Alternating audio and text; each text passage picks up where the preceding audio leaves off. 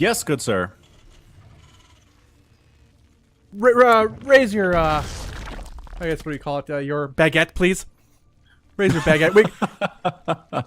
My baguette in the air for Firecake from Clan Gato. Indeed. To the north, we have the blue Zerg. It is the baguette himself, Firecake. And in the bottom side of the map, we have the red Terran player, known throughout the world for being an awesome Terran. It is Top. Yeah, guys. Top and Firecake. Top, a legend, been around quite a long time in the StarCraft scene. Former OGS player, for those who remembers the old generations team in the early StarCraft 2 days. And yeah, Firecake, the resurgent Zerg player hailing from France. So I'm really stoked to see who is at top form right now. Top is one of the pioneering of builds here in Legacy of the Void. He's been playing early on in the beta earlier this year. But Firecake is showing he's at top level form right now as of the last DreamHack event. So we'll see how these guys collide in this series. Yeah, definitely two heavyweights. It is a Reaper expand coming out from Top, very standard here in Legacy of the Void. It just remains to be seen if we're going to see more Reapers come out or not. I don't think we are at this particular point, just because of that third command center or second command center. That's on the way here as well. So Top going to try to get some harassment out with the Reaper. Zerg, as good as Firecake, should not really take too much damage from it. Getting Queens out. Probably should get a couple Lings out here as well. Just enough to keep the Reaper off the workers. And if you can do that, Firecake will have won the day. Keep in mind, guys, the winner of this series qualifies. They will enter the top 4, so they qualify for the Global Finals, which happens December 12th. That is next Saturday for the $1,000 Global Final event. And then they're also in the top 4. They're also in the money. Third and fourth get $25. Second place gets $50, and first gets $150 in this qualifier alone. But yes, this Top's Reaper being a little bit annoying, nothing too crazy. Not going for the billion Reaper build that a lot of Zergs seem to hate these days in Legacy of the Void. So popular, yeah. The reason this works is because the Reaper was given this KD8 charge ability, which you saw there. He throws down a mine, it explodes, it deals 10 damage to all units nearby, and throws them back. So what that does is that Reapers that are under attack can throw that down, get Lings off of them, throw Roaches back, throw Queens back, makes them much more easily survivable in these situations. And a lot of players that kind of brought back a 5-Rax Reaper kind of a style we saw back in the day. And it is fairly effective. But not today. Top is instead actually going for the single Reaper harass, using it more for scouting than for killing anything. The Queens should be able to kill it here. Kitty 8 charge again, knocking all the drones back, doing that 10 points of damage, and almost got a worker kill, but instead nice. Turns into a Spore Crawler, and the Reaper is picked up by the Queens. Hey, Falcon, what did I say last week about online doing math or anything to do with numbers on stream? Yeah, it's first place 150. That's what exactly what I said. Second place gets 100 bones. That is, and then third and fourth gets 25 each. Not 50, so it's even more money for the second place prize. That's how amazing this event is. But yes, in this particular game, we got a starport, third command center down for Top. Going to be moving that over likely pretty soon, within the near future. I like position of our Zerg player though. Has another, I guess it's 3 hatches right now. His third hatch is on the way, and economically, pretty strong place for Firecake, being 9 workers ahead at this point. And there's really not a whole lot of chances he's going to lose workers anytime soon. At least not quite yet. There is going to be Cloak on the way with Banshees in tow, utilizing that Cloak. So this is possibly an opportunity for Top to at least whittle down some of this economic lead that Firecake has. Yeah, he needs to. I mean, you can't just sit back and let the Zerg do whatever they want. You got to get Hellions in there, Banshees in there. With Cloak, again, is quite a bit of an investment from Top. If they don't do enough damage, they can really hurt you towards the mid-game. But the Roaches are out. They're ready for these Hellions. They want to engage them on creep. They do a lot of damage to them that way.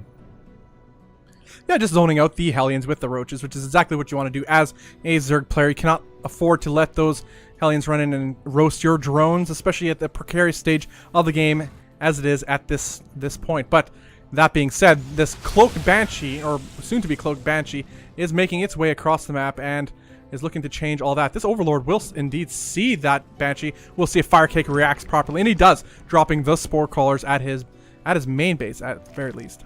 He was already making an Overseer, so he has one out already, which is going to help him a lot. He's making another one in 2 just in case he needs to chase down this Banshee a little bit farther away. The Queen is here, though. A couple Queens. And all the Overseer are going to follow this Banshee around. The Banshee is faster, but the Overseer can kind of stay in places the Banshee wants to go. And I feel like Firecake has shut down this harassment very, very effectively. Hellions did nothing. Banshee did nothing. Yeah, we got actually quite a little number of roaches for Firecake. Doesn't want to move out too far because Banshees do a lot of damage versus these lowly ground units, as their DPS is quite high. But he moves back onto his creep and to the safety of his natural. So not a whole lot of map presence out there for our Zerg player, other than a few roaming overlords, which are now being picked apart by some Marines that Top has sent across the map. Supply blocking Firecake, actually. Yeah, very, very well done by Top, just to eliminate any scouting as much as possible. This opens up the map for drops and whatever multi-pronged attacks that Terrans also love to do in the mid game. Yeah, Firecake getting the pneumatized Carapace, make his overlords faster. I guess they can run away and scout more easily. +1 missile attack, Carapace, and roaches on the way. Just all roaches all the time for Firecake. I don't know how he plans to deal with those Banshees unless he's going Ravager as well. Yeah, Firecake has a 1-1 on the way for his roaches, likely to be Ravagers as well. I mean, why not? Falcon, why not? Why would you not get Ravagers with your roaches? I see no reason why not to. Yeah, there we go. Ravagers, in fact, running on up. The question should be, does he want roaches with his Ravagers? I think it's that's the question. Yeah, Close Banshees are doing some damage to the roaches there, but I mean, at this point, it is 71 to 60 harvesters. Resources lost shows us 450 minerals lost for the Terran player, 50 gas, 300 minerals, 25 gas lost for Zerg, and pushing right on in with these Ravagers, throwing out Corrosive Bile on the tanks, picked up and moved though by Top. Excellent micro, but they're no longer firing when they're inside those medevacs, so I think that actually accomplishes what Firecake wants to do here.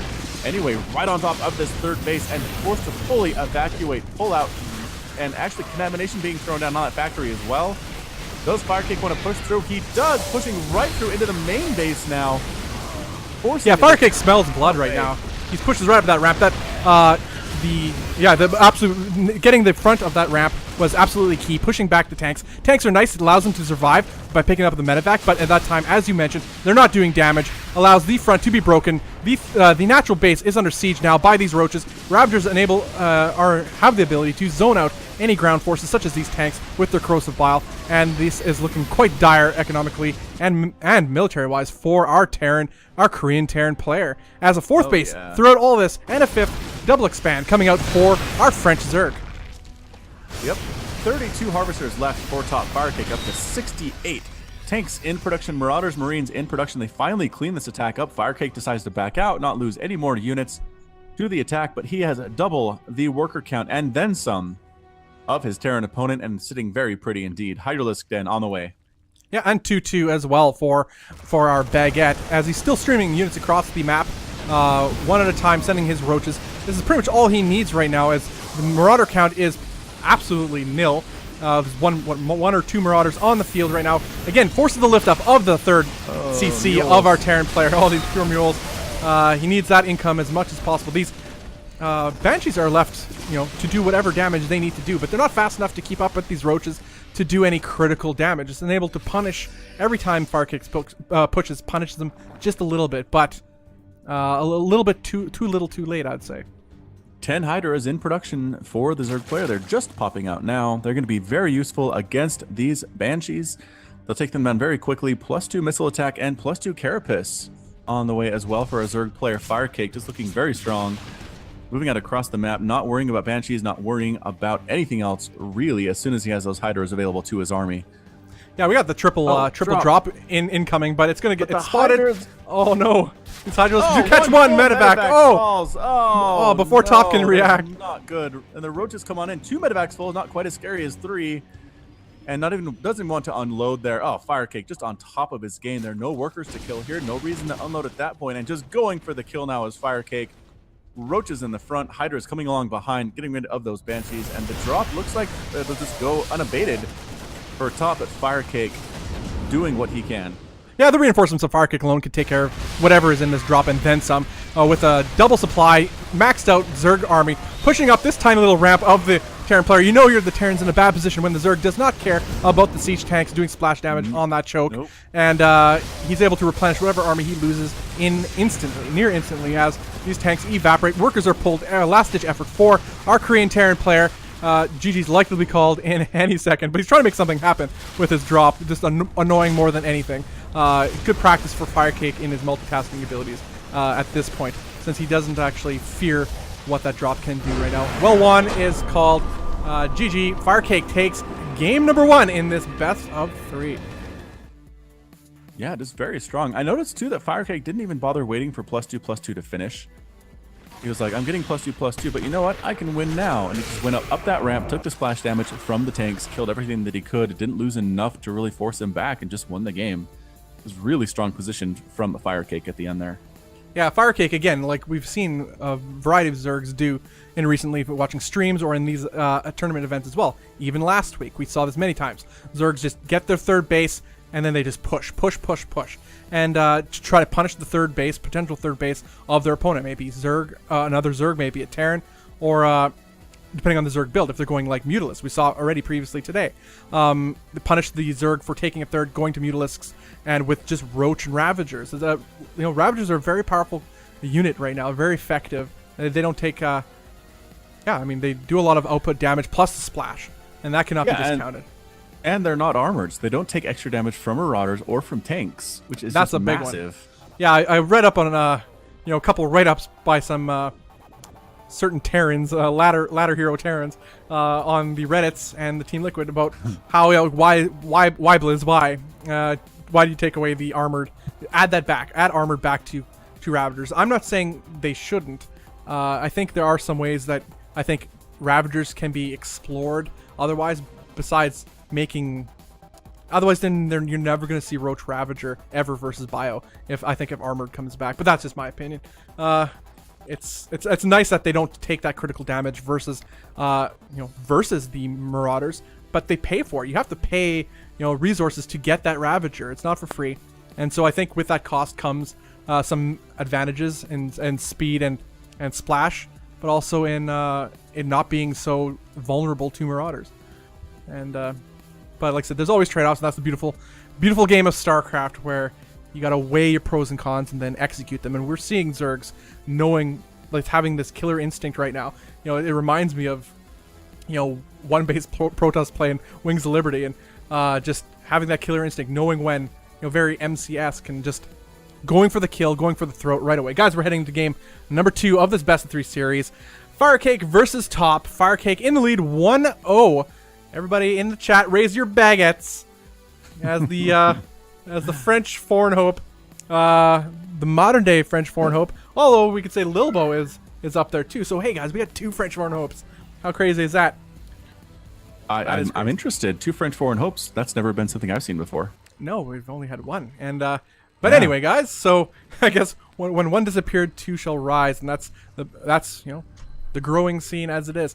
Guys, to the north, we have the Red Terran player, down 0-1. It is Top.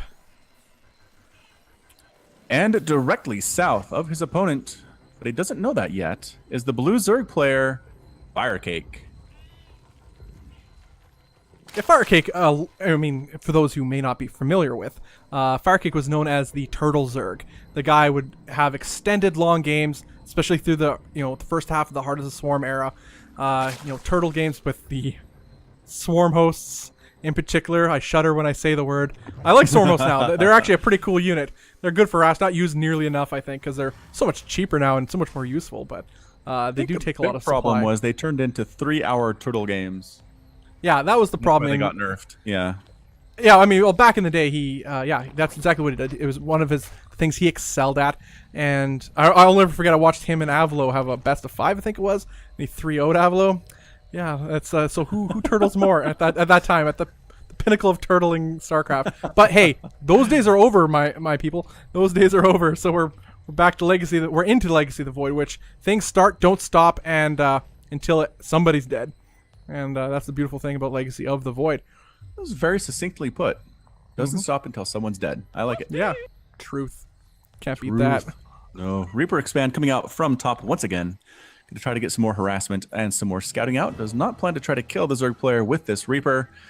Just there to make sure nothing crazy is happening. No one base plays. The Reaper can scout that out and help the Terran player to be ready for it if it were coming. But no! Hatchery coming out from Firecake instead. And it's going to play more standard stuff. I don't expect to see too much different from game number 1 here. If it works, then why try to fix it? Yeah, top still does not know the location of Firecake at its exact moment, whereas Firecake does know the location of top with its scouting overlord to the north. So a nice little advantage for Firecake, able to get a better read on the situation should he choose to. Speed coming up, 2 queens, 2 drones on the way for Firecake. Reaper actually scouting the wrong direction. Oh no, Reaper, why? Alright, scouts the bottom right. So this is a big 4-player map. You can spawn in any location, which makes it hard to see exactly where your opponent is. Kind of have to guess unless you do that early worker scout, and even that can take forever. So here comes the Reaper now going the correct direction. A lair coming up, a sub 3-minute lair coming from Firecake, continuing to get queens, and a factory coming up from top. Yeah, well said. Nice early lair. 3 minutes, guys. 3-minute lair. Less than that, actually. This is incredible. So we'll see what Firecake has in store for our Korean Terran player, and we'll see how Top reacts to it. Top really enjoys, especially in the early days in the beta, he enjoys his drop tanks. I mean, we've seen that before in previous events recently from him. If he gets to that point, he's a very strong player, but there has been some nerfs to that, and I think Zergs in general have adapted better to it as well. And with a player the caliber of Firecake, I don't see tank drops being the end-all be-all as they used to be, and something that Top really based his play around. And we'll see how he adapts in this game right now. Yeah, I want to see if Top's going to switch this up here or not. If he's going to try to do the same thing he did before, which again did not really work out that well for him, or if he might kind of forego Banshees, go for Liberators instead. I do like the Liberator unit, but instead it is Banshee coming up. So called that one wrong. Top really going with what he knows. And we'll have to see how it works out here for him in game number 2.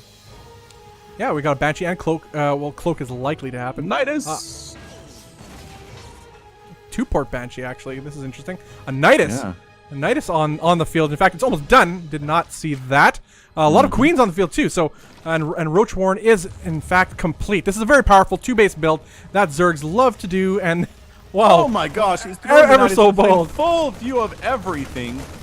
Oh, wow. The circle of life being thrown down. SCV is going to prevent anything from coming in here, from getting out. On the transfuse, he gets the transfuses too on the Nice Worm. Nice Worm lives. And the Roaches do manage to get through, and this is pretty dire for our Korean Terran player. Oh my goodness, no. This is the definition of gives no cares, and we're seeing it in action right now as Firecake is ravaging the main base of Top. Top has absolutely nothing on the field right now. He will get a Banshee out by the looks of it. Just one and a couple of Hellions. Hellions are not going to do anything versus these Roaches. GG is called. Firecake takes the series. Oh man, that ended quickly. Man, that was fast. That was decisive is what it was. But also lack of scouting on Top's part. He was so focused on his own build, which was likely 2-port Banshee, as we're saying, but he forced to modify too little too late. Didn't matter, didn't have enough out. And I mean, that's the risks you have when... Also, it didn't help him that he scouted Firecake last, so he had less information to deal with earlier on. So he set forth his build in motion early on and hoped for the best, and in the end, it being a 2-base all-in, and Firecake takes that series, guys. He now moves into the top 4 and will face the winner. Yeah, he faces the... Who does he face? Actually, he faces Myungshik in the semifinals, sorry. And next, there's also Bly and Senin, our hero we clearly needed and deserve. What? Yeah, we do have J-King versus Sulky. I'm trying to see who's what? I'm like, J-King made it this far. He beat Volts. Huh? Oh, wow. That's an upset. Yeah. So... way to go. Not bad. Do you know anything about J-King? I don't really know much about this. I've never once heard of J-King. But yeah, he's made it. He's going to face Sulky, actually. That might be happening right now. That's in the quarterfinals. But either way, congratulations to Firecake qualifying along with Myungshik so far for the global finals, which happen next week. $1,000 prize pool happens on December 12th, guys. Top 4 players of this event qualify for that as well. And they will be joined by Bly, Who do we got? Actually, look at my paper. Nurchio, Bly, Byun, and Apocalypse. Nurchio taking first place, Apocalypse taking second, and Byun and Bly third and fourth. They will be joined by the invites Polt, Violet, Solar, Jakshi, and more yet to be announced. That is next weekend, guys. Huge event. Gauntlet Global Finals. We're heading to a 5-minute break, guys. Next series.